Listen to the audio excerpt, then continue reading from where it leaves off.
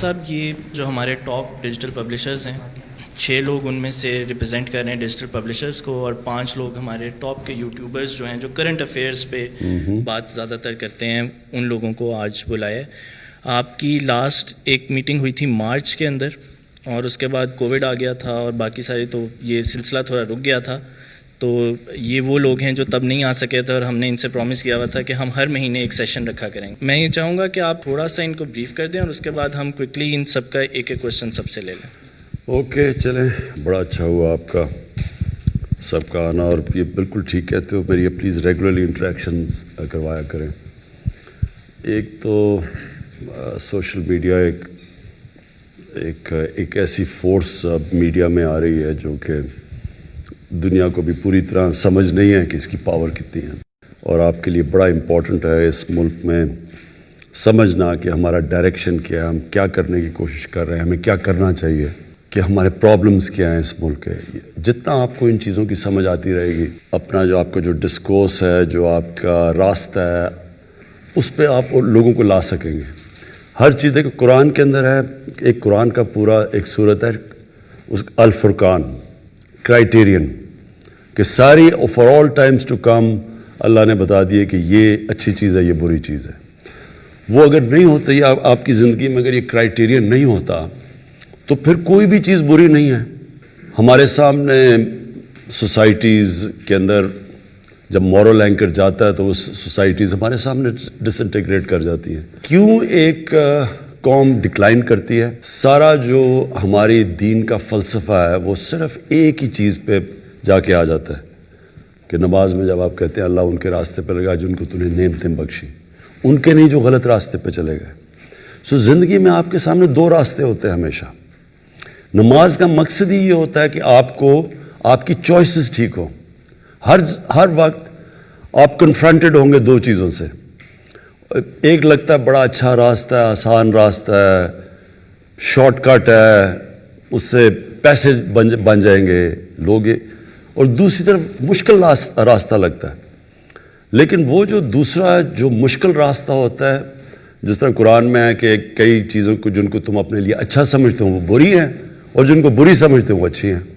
سو یہ بیسکلی آپ کی چوائسیز ہوتی ہیں. تو یہ نیشن بھی غلط چوائسیز کر لیتی ہے. جس طرح مولانا رومی نے ایک دفعہ کہا نا کہ قوم مرتی, کسی نے پوچھا کیسے قوم مرتی ہے, تو انہوں نے کہا جب ایک قوم اچھے اور برے کی تمیز ختم کرتی ہے وہ ڈکلائن کر جاتی ہے. مورل کولیپس پہلے ہوتا ہے, پھر اکنامک کولیپس ہوتا ہے. تو یہ جو آج آپ کے ساتھ ملک آپ سے آگے ہیں, آپ کبھی وہاں کی مورالٹی اسٹڈی کریں, ان کی مورالٹی بھی اوپر ہے, اچھے برے کی تمیز زیادہ ہے. منرلز بھی ہوں گے, وسائل بھی ہوں گے, پیسہ بھی ہوگا, سب کچھ ہوگا, تیل پہ بیٹھے ہوں گے, لیکن غربت ہوگی کیونکہ ان کی آپ جب دیکھیں گے مورالٹی نیچے ہے.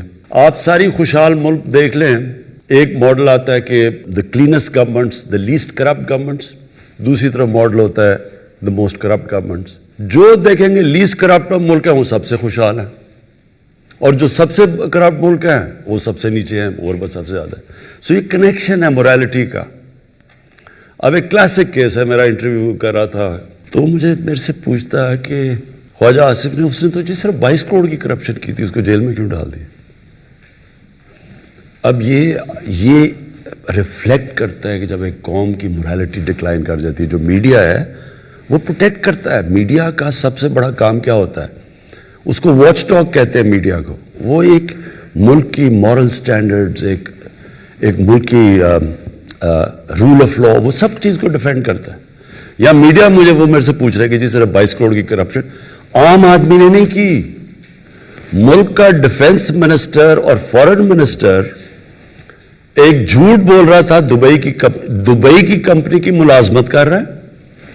اس پہ کانٹریکٹ میں تھا کہ 6 دن ہفتے میں اس نے 8 گھنٹے کام کرنا تھا, اور اس کو 22 کروڑ ملا 5 سال میں.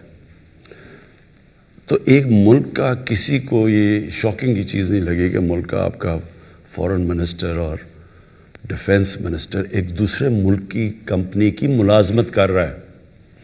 دوسرا انٹیریئر منسٹر جو تھا, پھر پرائم منسٹر دبئی کی کمپنی کی ملازمت کر رہا ہے, ملک کا پرائم منسٹر. یہ جب شوق نہیں ہوتا تو اس کا مطلب یہ ہوتا ہے کہ ہماری جو مورل سٹینڈرڈز ہیں وہ نیچے چلے گئی ہیں, اور یہی وجہ ہے کہ آج پاکستان ایک مقروض ملک ہے. آپ نے سب سے پہلے چیز یہ یاد رکھنا کہ یہ جو میں بار بار ان کو کہتا ہوں کہ میں NRO نہیں دوں گا، یہ کیا اس کا مطلب کیا ہے؟ میری تو زندگی بڑی آسان ہو جائے میں ان کو NRO دے دوں. انہوں نے ایک دوسرے کو NRO ہی دیا ہوتا نا. تو انہوں نے جب 10 سال میں ملک کے قرضے 4 گنا زیادہ بڑھے تھے تو کوئی کسی کو تو نہیں پوچھ رہا تھا کہ یہی نیب تھی جو آج کہہ رہے قانون بدلو. نیب بھی ان کو نہیں تنگ کر رہی تھی کیونکہ اب مل ملا کے چوری کر رہے تھے. تو آج اگر یہ کر دیں تو ایشو تو ختم ہو جاتا ہے، میرے تو بڑے آرام سے زندگی گزر سکتی ہے. لیکن پاکستان کی تباہی ہے. جنرل مشرف نے ان دونوں لوگوں کو NRO دیا، میں نے دونوں دفعہ اپوز کیا اس کو. اس نے جب ان کو NRO دیا اپنے آپ کو بچانے کے لیے، اس کو بھی یہ ڈر لگ گیا کہ میری کرسی نہ چلی جائے. اس کا جو ڈیمیج ہوا ہے پاکستان کو، وہ نتیجہ آج یہ ہے کہ ہم مر کے جو سارا ٹیکس اکٹھا کرتے ہیں، آدھا وہ ٹیکس چلا جاتا ہے ان کے لیے ہوئے قرضوں کی قسطوں کے اوپر. ملک کیسے چل سکتا ہے؟ پھر کہتے ہیں جی سڑک نہیں ٹھیک، یہ نہیں ٹھیک، وہ نہیں سی، اسکول نہیں، ٹیکس کلچر بھی نہیں، کیونکہ ساری لیڈرشپ ٹیکس چوری کرتی تھی. خواجہ آصف کا وہ کہہ رہا تھا، نواز شریف اور یہ احسن اقبال کا بیسکلی اقامہ یہ لے رہے تھے منی لانڈرنگ کے لیے. کیونکہ جب آپ اقامہ لے لیتے ہیں تو جو بھی اس بینک اکاؤنٹس میں وہاں دبئی میں یا سعودی عربیہ میں پیسہ ہوتا ہے وہ پھر پاکستانی نیشنل نہیں سمجھا جاتا، وہ دبئی نیشنل یا سعودی سمجھا جاتا ہے. تو ہم وہ ریٹریو نہیں کر سکتے پیسہ، تو اس لیے یہ کام میں لیتے تھے. بیسکلی ملک کا پرائم منسٹر اور 2 میجر منسٹر جب اس ملک کی خود منی لانڈرنگ کر رہے ہیں، یہاں سے پیسہ چوری کر کے باہر بھیج رہے ہیں اور فکٹیشس اکاؤنٹ سے واپس لے کے آ رہے ہیں شاپنگ کے لیے، باقی اصل پیسہ تو باہر ہے. تو اس کے بعد یہ باقی کس کو روک سکتے ہیں؟ میں آج پرائم منسٹر اور میرے وزیر جب کرپشن کرتے ہیں ملک تباہ ہو جاتا ہے. جو ڈیولپنگ ورلڈ ہے، وہ ساری ڈیولپنگ ورلڈ میں آپ ایک کسی کی بھی ڈیپتھ پہ چلے جائیں، ان سارے ملکوں کے پرائم منسٹر اور ان کے وزیر چوری کر کے ان سب کے بڑے بڑے محلات ہیں انگلینڈ کے اندر اور نیو یارک میں اور یہ دبئی میں، یہ سارے وہ لوگ ہیں جو کہ اپنے ملک کے جن کا کام ہے rule of law uphold کرنا، وہی کرپشن پہ لگے ہوئے ہیں، ٹیکس کی چوری بھی لگے ہوئے ہیں، پیسے بھی لگے ہوئے ہیں. یہ ایکچولی ملک کا یہ چل رہا ہے اس وقت. یہ بہت ڈیفائننگ مومنٹ ہے آج پاکستان کا. ساری گیم یہ چل رہی ہے کہ کیا ہم گھٹنے ٹیکتے ہیں ان سارے مافیا کے سامنے، یا ہم سٹینڈ لے لیتے ہیں اور یا یہ تھریٹن کریں گے، بلیک میل کریں گے، ملک کو گرا دیں گے. بیسکلی ان نٹ شیل یہ گیم ہے. جو بھی چیز ہوتی ہے، الیکشن رگڈ ہے، ہم الیکشن نہیں مانتے، کوئی ثبوت نہیں دیے. آج ٹرمپ کہہ رہا ہے کہ میں نہیں مانتا، ان کا میڈیا کہتا ہے کہ but he has not given any proofs. وہ مانتے ہی نہیں ہے. جب آپ کہ میں الیکشن نہیں مارتا، ہم نے جب کہا تھا کہ ہم الیکشن 2013 میں، ہم پہلے سارے فورمز پہ گئے، الیکشن کمیشن میں، ٹرائیبیونلز میں، سپریم کورٹ میں، پارلیمنٹ میں. پھر ہم نے پوری ایویڈنس جمع کی. جو 4 حلقے ہم نے کہا تھا کہ ایز اے سیمپل وہ کریں، تو ان کے اوپر پوری ایویڈنس لے کے آئے. اور پھر وہ جب عدالت میں گئے، 4 حلقوں میں دھاندلی ثابت ہوئی. انہوں نے ابھی تک ایک چیز نہیں ہمیں بتائی کہ جی کوئی ایویڈنس ہے کرپشن کی. پہلے وہ بھی بلیک میل کی طریقہ تھا. ان کو بھی پتا الیکشن ٹھیک ہوا ہے. پھر انہوں نے کووڈ کے اوپر پوری کوشش کی. پہلے انہوں نے کہا لاک ڈاؤن کر دو، جس طرح ہندوستان کی مثال دے رہے تھے کہ اس طرح کا لاک ڈاؤن کر دو. پتا تھا کہ لاک ڈاؤن ہوتا تو یہاں لوگوں نے بھوکے مر جانا تھا. جب نہیں کیا تو ساروں نے تنقید کی، اسمبلی میں بولتے رہے. جب سیکنڈ ویو آیا اور ہم ان کو کہہ رہے ہیں کہ اس وقت نہ آپ نے جلد سے جلوس کرو، انہوں نے جلد سے جلوس شروع کر دیا. فیٹف کے اندر ان کی وجہ سے ہم گرے لسٹ میں تھے. ہم نے تو انہیرٹ کیا. اب ان کو پتا تھا کہ اگر فیٹف کی ہم بلیک لسٹ میں چلے جاتے ہیں، ملک پہ سینکشنز لگ جاتی ہیں. تو انہوں نے اس کے اوپر بلیک میل کیا. فیٹف کا نیب کی آرڈیننس کو چینج کرنے میں کیا کنیکشن تھا؟ تو فیٹف کو انہوں نے استعمال کیا NRO لینے کے لیے. اوور کانفیڈنس میں ہو کے لکھ ہی دیا کہ یہ 34 سکے چینج کرو 38 میں سے، تو تب ہم فیٹف پہ ووٹ دیں گے. انٹرسٹنگ چیز یہ ہے کہ اتنے بے شرم ہے. آصف زرداری کو نواز نے جیل میں ڈالا تھا 2 دفعہ، ہم نے نہیں ڈالا تھا. سارے کیسز ان دونوں کے دور میں ایک دوسرے پہ بنے ہوئے ہیں. ان کے اوپر انٹرنیشنل میڈیا نے ان کے اوپر کوریج جو ان کی پڑھ کے دیکھ لیں آپ، تو خیر بڑی ایزلی آپ گوگل کر سکتے ہیں کہ ان کے اوپر کتنی وہ کیپٹلز اکیلیز ہیل میں ان کے اوپر کیا کہا گیا. اور وہ جو BBC کی 2 ڈاکیومنٹ زرداری اور نواز پہ ہیں، تو ان کی کرپشن تو انٹرنیشنلی ڈاکیومنٹڈ ہے. اس کے باوجود اب دونوں اکٹھے ہو گئے صرف اور صرف ایک چیز کے لیے کہ پریشر ڈال رہے ہیں. اور فضل الرحمان 1992 کے بعد پاور میں سے نکلا ہی نہیں ہے کبھی. وہ سارا پہلی دفعہ ہم جس طرح کہتے ہیں نا کہ اسمبلی ڈیزل کے بغیر چل رہی ہے، یہ پہلی دفعہ ہے، کیونکہ 2018 تک تو یہ ہمیشہ پاور میں رہا. تو یہ سارے جمع ہوئے ہیں obviously for one thing، اور اس کے لیے آپ کا بہت بڑا رول ہے، کیونکہ یہ ڈیفائننگ مومنٹ ہے پاکستان میں. انشاءاللہ یہ جو ہم اور پبلک یہ انڈر اسٹیمیٹ کرتے ہیں پبلک کو، انہوں نے سمجھا بڑی پبلک نکلائے گی، ان کے ساتھ بڑی دنیا نکلائے گی. تو دنیا تو نکلتی ہے حکمرانوں کی کرپشن کے خلاف. ساری عرب سپرنگ جو ہوئی تھی، پلیز یہ یاد رکھیں 10 سال پہلے، وہ ان ریپرزینٹیو گورنمنٹس کی کرپشن کے اوپر لوگ نکلے تھے. Thank you for having this session with us. It's a real pleasure to be here with such a group of people to have an interactive and informal session. You mentioned a number of challenges that Pakistan is facing.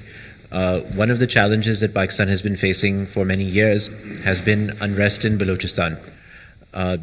Recently, there was the killing of the Hazara Shia, which has happened several times before. I think that it would be very interesting to hear you speak about the historical roots of the issue in Balochistan and what the government can do to improve the lives of Balochis in the future, and also to change the perception of Balochistan both nationally and internationally, because there are many different narratives about Balochistan, both in Pakistan and outside of Pakistan. It's a very complex issue. I think it would be very interesting if you could tell us your thoughts about it and your vision for the future of Balochistan and its relationship with the rest of the country. دیکھو بلوچستان میں نا یہ جو sectarianism ہے، اور یہ خاص طور پہ ہزاراز کے اگینسٹ جو شیعہ ہیں، اس کی جینیسس ہے 80s کی، وہ جو افغان جہاد ہوئی تھی. افغان جہاد کے اندر انفارچونیٹلی یہ جو ملیٹنٹ سیکٹیرینزم ہے یہ شروع ہوئی تھی. اس سے پہلے سیکٹیرینزم تھی لیکن ملیٹنٹ نہیں تھی. تو یہ بڑا انفارچونیٹ ہے کہ وہ گروپس بن گئے 89 کے بعد، جب وہ امریکنز گئے یہاں سے افغانستان سے، یعنی یہ جو ختم کر کے سوویٹس نکل گئے، تو وہ انفارچونیٹلی وہ جو ملیٹنٹ گروپس تھے وہ رہ گئے. اور یہ انہوں نے بڑا نقصان پہنچایا پاکستان کو. آئی مین ناٹ جسٹ دیر، ساری جگہ، لیکن یہ پرٹیکولرلی یہ جو ہزارہ کمیونٹی کو انہوں نے ٹارگٹ کیا، شیعہ کمیونٹی کو. جو اب ہوا ہے، یہ جو آئسس نے کلیم کیا ہے، ہم سب کا یہ اوپینین ہے، ہماری سیکیورٹی ایجنسیز کا، کہ اب اس کو آئسس کو بیک کر رہا ہے ہندوستان. ہندوستان کا سٹیٹڈ ایم ہے، یہ جو نریندر مودی کی حکومت ہے، پاکستان میں انتشار پھیلانا. میں نے اپنی کیبنٹ کو آج سے لاسٹ مارچ میں نے ان سب کو بتا دیا تھا کہ ہمیں پوری انٹیلیجنس بریفنگ ہو گئی تھی کہ یہ سیکٹیرینزم انفلیم کرنا چاہتے ہیں پاکستان میں، اور یہ انہوں نے شروع کرنا تھا شیعہ اور سنی کے علماء کو قتل کرنے کا تاکہ یہ انفلیم ہو. تو اس کے بعد ہم نے پکڑے بھی لوگ یہاں، ان کے ادھر اسلام آباد میں بھی ایکشن کرنے لگے تھے. پھر انہوں نے ایک بہت بڑا عالم تھا جو اینٹی شیعہ تھا، اس کو کراچی میں قتل کیا، وہ ہم نے ڈیفیوز کیا. تو یہ چل رہا تھا، اینڈ فل مارکس کہ ہماری جو ISI ہے، ہماری جو ایجنسیز ہیں وہ ورلڈ کلاس ہیں. انہوں نے بہت، کیونکہ ہمیں پہلے سے پتہ چل گیا تھا تو ہم بڑے پری ایمپٹ کیا. لیکن انفارچونیٹلی بڑا مشکل تھا، یہ انہوں نے ٹارگٹ کیا. ریموٹ ایریاز ہیں، اسپاس پاپولیشن ہے، وہاں ایریاز کو کور کرنا مشکل ہے، تو انہوں نے یہ ٹارگٹ کیا بڑا سلیکٹ کر کے، اور اس کے معاف کر گئی ہے آئسس کے ساتھ. جو یہ سیکٹیرین ٹائپ گروپس ہے، یہ اس کے ساتھ معاف کر چکے ہیں آئسس کے ساتھ. ایک چیز سمجھ آئے، بلوچستان میں ہماری فیڈرل گورنمنٹس نے توجہ نہیں دی. توجہ اس لیے نہیں دی کہ بلوچستان کا جو ٹوٹل ووٹ بینک ہے وہ ایک فیصل آباد ڈویژن جتنا ہے. تو جو یہاں گورنمنٹس آتی تھیں، وہ اگر سینٹرل پنجاب جیت جائیں، ووٹس باقی KP سے مل جائیں، تو وہ گورنمنٹ فارم کر لیتی تھی. تو اس لیے ایگزیکٹلی کہ جو پیپلز پارٹی نے کراچی کے اوپر توجہ نہیں دی، کیونکہ وہ انٹیریئر سے ووٹ لے کے آتے ہیں، تو اس لیے وہ کراچی کی پرواہ نہیں کرتے اور کراچی نگلیکٹ ہو گیا. تو یہ بلوچستان کا سنڈروم تھا. اس کا دوسرا پرابلم یہ ہے کہ بلوچستان کے اندر جو ان کا جو سرداری سسٹم ہے، وہ بھی وہ ایک ایسا سسٹم بنا ہوا ہے کہ جب جو بھی پھر فیڈرل گورنمنٹ بنتی تھی، یہ پھر سرداروں اس کے ساتھ الائنس کر لیتے تھے. اب سردار جو الائنس کر لیتے تھے، ہوتا یہ تھا کہ جو डेवलपमेंट फंड्स वहाँ के लिए दिए जाते थे, उनके ज़रिए खर्च किए जाते थे, वो नीचे तक पहुँचते ही नहीं थे। तो इसलिए वहाँ लोग गरीब हैं और सरदार जो over a period of time वो बहुत पावरफुल बन चुके हैं। सो वो सिस्टम जो है वो उसकी वजह से, और बड़ा एरिया भी है और फेडरल गवर्नमेंट की तवज्जो भी नहीं रही और उनके जो अपने पॉलिटिकल जो पावरफुल उनके जो सरदार थे उन्होंने भी कभी लोकल गवर्नमेंट सिस्टम नहीं डेवलप किया। इसकी वजह से वहाँ बड़ा गुर्बत है नीचे। सो इसके मल्टीपल तरीके हैं। हम अब पहली गवर्नमेंट है जो पूरा जोर लगा रहे हैं सोशो इकोनॉमिक डेवलपमेंट पे बलूचिस्तान पे। साउथ बलूचिस्तान में पहली दफ़ा बड़ा पैकेज दिया है, बट वो एरिया बड़ा है, उसके लिए फ़ंड्स बहुत चाहिए और हमारे पास इस वक्त उतने फ़ंड्स नहीं। और अब बड़ा अच्छा चीफ मिनिस्टर आए जो जाम कमाल है। सो हम कोशिश कर रहे हैं कि ये जो पुराने एक लेगेसी बनी हुई थी उसको ख़त्म करें। मेरा नाम जावेद इकबाल है जी, मैं एक प्रैक्टिसिंग सर्जन हूँ। मैंने पाकिस्तान से भी फेलोशिप की, बाहर से भी। मैं कायद-ए-आज़म मेडिकल कॉलेज बहावलपुर से रिटायर हुआ हूँ एज प्रिंसिपल। तो मेरा तो मीडिया से इतना डायरेक्ट ताल्लुक़ नहीं था, लेकिन रिटायरमेंट के बाद जब मैंने अपना एक्सपीरियंस शेयर करना शुरू किया related to training, teaching, grooming of people and parenting, तो मुझे नहीं अंदाज़ा था कि मीडिया की इतनी पावर होती है कि एक सर्जन जो है उसका चैनल इतना हो जाए कि वो मिलियन तक पहुँच जाए और लोग उसको रिस्पॉन्ड करना शुरू करते हैं। शायद इसीलिए मैं यहाँ हूँ, तो इसलिए मुझे बड़ी खुशी हो रही है। और आपके जो विज़न में से एक विज़न मेरे लिए बहुत इंस्पिरेशनल है, वो है कि आपने कहा था कि मैं एक कौम बनाऊँगा। मेरा ये ख्याल है कि जब आपको गवर्नमेंट मिली तो इतने चैलेंजेस थे इकोनॉमिक सारे कि फॉर्मली वो कौम बनाने वाला जो काम था वो अब करने का टाइम आ गया है। मेरे पास एक छोटा सा फ्रेमवर्क है जिससे बग़ैर पैसे खर्च किए हुए हम शॉर्ट टर्म और लॉन्ग टर्म आपके उस विज़न को इम्प्लीमेंट कर सकते हैं। शॉर्ट टर्म में ये है कि सर हमारी जो सड़कों पर लोगों को पता नहीं है कि थूकना कैसे है, लोगों को पता नहीं है कि लाइन बनानी है, लोगों को पता नहीं है जो छोटे छोटे सोशल जो एक लिटरेसी होती है, उसके लिए 3 एरियाज़ हैं। एक हमारी सिविल एडमिनिस्ट्रेशन, एक हमारा स्कूल, एक हमारी मस्जिद। हमने इसकी पावर को बग़ैर पैसे से यूज़ कर सकते हैं। फॉर एग्ज़ाम्पल, जिस तरह आपने हमें बुलाया है, आप पूरे पंजाब के कमिश्नर्स को बुलाइए और बुला के किसी एक्सपर्ट से 2 सफ़े का एक सोशल कैरिकुलम डिज़ाइन कर लीजिए। जो एक्सपर्ट बनाएंगे तो उसको टेक्निकल लर्निंग ऑब्जेक्टिव्स के हिसाब से बनाएंगे। उन कमिश्नर्स को कहा जाए कि आपकी कमिश्नरी में जितने लोग मौजूद हैं 15 दिन के अंदर ये पैगाम उन तक पहुंचना चाहिए और एक मास्टर ट्रेनर उनको ट्रेन करे जो कि उसका एक्सपर्ट हो। वो जब वापस जाएं तो वो अपने तमाम हेड मास्टर्स को बुलाएं प्राइमरी स्कूल के, उन्हें कहें ये 4 सफ़ों की बातें हैं, लाइन बनानी है, यहाँ थूकना नहीं है, अस्सलाम वालेकुम कहना है, खांसते वक्त हाथ रखना है, एंड अदर दो सोशल लिटरेसी। तो स्कूल की असेंबली में आपकी पहली मीटिंग के 10 दिन के बाद स्कूल के बच्चों में ये बात फैलना शुरू हो जाएगी। नंबर 2, मस्जिद के मौलवी साहबान को बुलाएं। वो बहुत ऑनर्ड फील करेंगे अगर कमिश्नर साहब अपने लॉन में उनको चाय पे बुलाएं। उन्हें कहें जी कि हदीस से शुरू करके हर नमाज के बाद ये 3 सफ़ों का कैरिकुलम है, ये रियासत पाकिस्तान के आप रिप्रेजेंटेटिव हैं, मस्जिद रियासत पाकिस्तान का एक एक इंस्ट्रूमेंट है, तो रियासत का पैगाम आवाम तक पहुँचाइए। 4 दिन के बाद हर नमाज के बाद लोग कहना शुरू कर देंगे। और तीसरा, सिविल एडमिनिस्ट्रेशन, जितनी अंजुमन ताजरान, सारे वो जो commissioner, deputy commissioner, assistant commissioner की पूरी एक ट्रेंड पढ़े लिखे लोग मौजूद हैं। 15 दिन के अंदर पूरे पाकिस्तान में नॉइज़ लेवल हो जाएगा कि ये 10 काम हमने नहीं करने।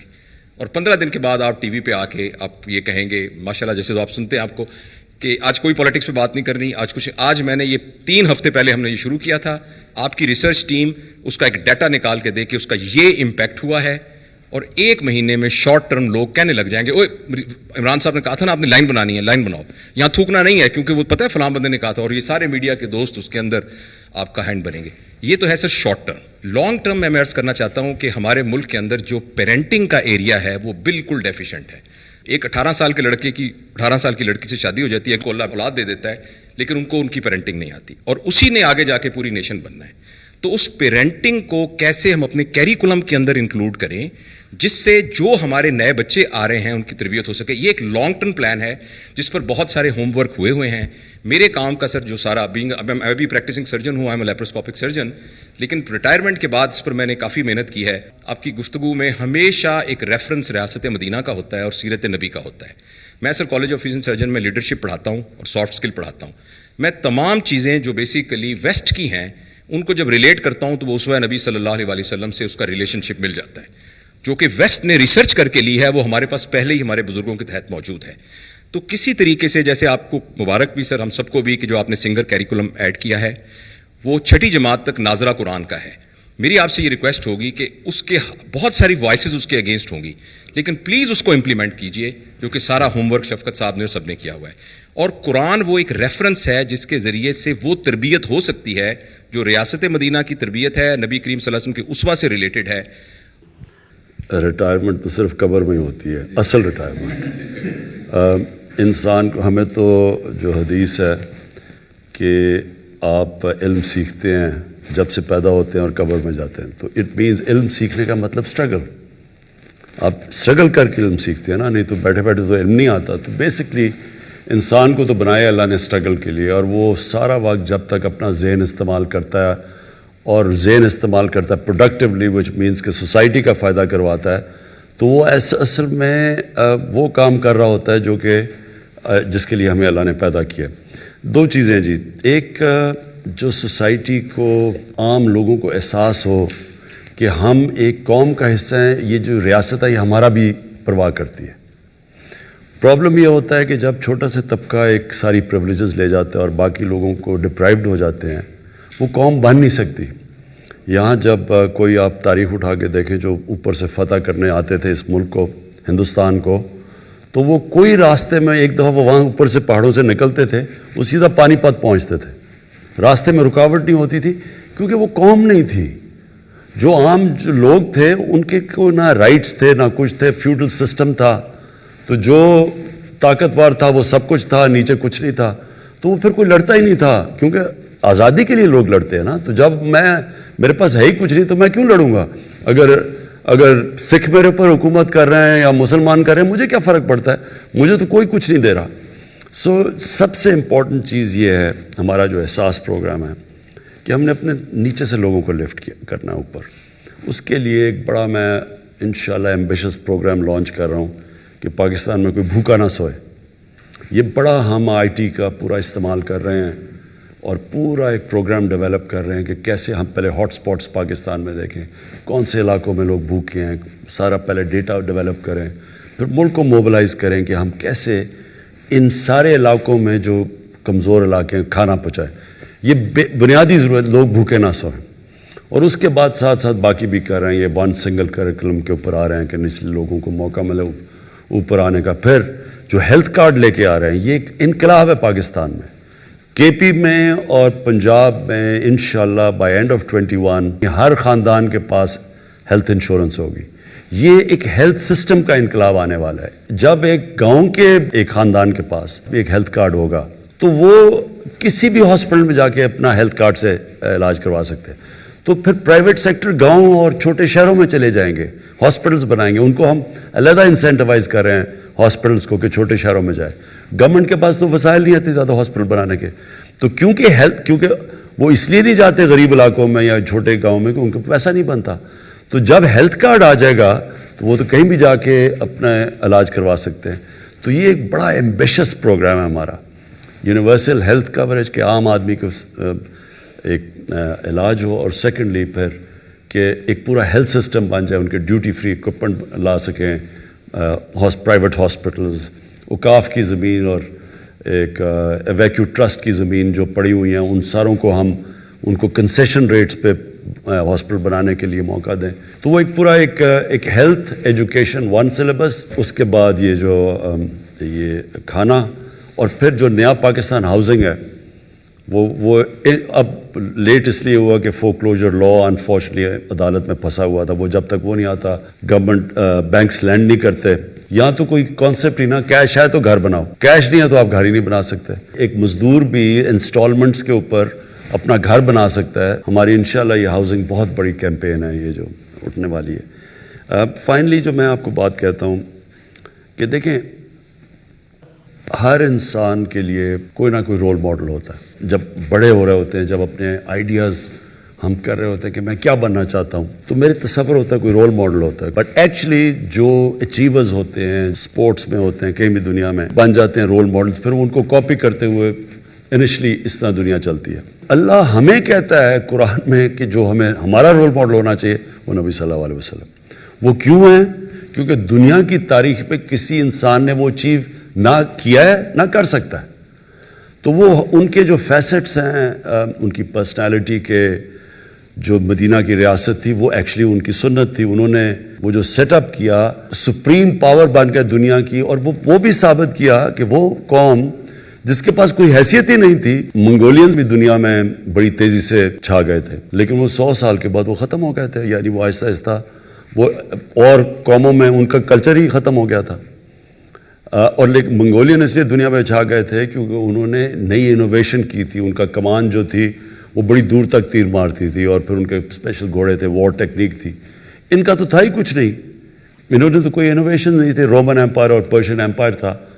تو ان ایک دم یہ دنیا کے اوپر جو حاوی ہوئے ہیں, یہ ایک دنیا کی تاریخ کا ایک بڑا یونیک ایک فینومینا ہے جس کو لوگوں نے اسٹڈی نہیں کیا. میں حیران ہوں کہ کبھی یہ نہیں اسٹڈی کرتا, کیونکہ وہ مغرب تو نہیں اسٹڈی کرے گا اس کو, کیونکہ ان کے تو انٹرسٹ نہیں ہے. ہماری انٹلیکٹس نے کیوں نہیں اسٹڈی کیا کہ وہی عرب تھے, وہ ایک دم کنورٹ ہو گئے اور مدینہ ہجرت کی تھی 622 میں. 636 یعنی 13 سال کے بعد اور 14 سال کے بعد 2 سپر پاورز ان کے سامنے گر چکی تھی without any innovation any thing. تو وہ ایک فینومینا ہے, اس لیے قرآن ہمیں کہتی ہے کہ ان کی زندگی سے سیکھو. سو اصل میں ہی از دا رول ماڈل. جو آپ ابھی بات کر رہے ہیں نا, کیریکٹر بلڈنگ میں آپ جتنی ان کو اسٹڈی کریں گے, آپ وہ اچھا وہ جو دنیا میں ملک وہ چیزیں اڈاپٹ کرے گا وہ اوپر چلا جائے گا. جو بھی قوم وہ پرنسپلز پہ چلے گی وہ اوپر آ جائے گی. This is Bakhtavar Mahmood, Head of Strategic Communications at Pro Pakistani. First of all, thank you for giving an opportunity to an ordinary citizen of Pakistan to meet their Prime Minister of the state and ask him a question. Really appreciate it, never happened before. Sir, میرا سوال آپ سے tax collection system اور FPR reforms کے حوالے سے ہے. پچھلے 2-2.5 سال میں ہمارا جو ایک نوکری پیشہ طبقہ ہے یا مڈل کلاس جو لوگ ہیں, ان کے جن کا آلریڈی ٹیکس ڈیڈکٹ ہو رہا تھا, دے ور ویری مچ کنسرن کہ جی ٹیکس فائل کرنا ہے.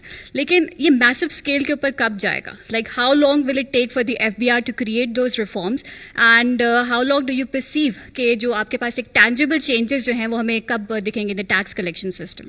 دیکھیں, جو ٹیکس مشینری ہے نا ہماری, وہ انفارچونیٹلی اب میں کیا ورڈ استعمال کروں, کرپٹڈ ہے, بہت کرپٹڈ ہے. اور وہ ہوئی ہے کرپٹڈ جب ایک ملک میں, جب میں شروع میں آپ سے بات کی تھی کہ جو مورل اتھارٹی ہوتی ہے وہ اوپر سے نیچے آتی ہے.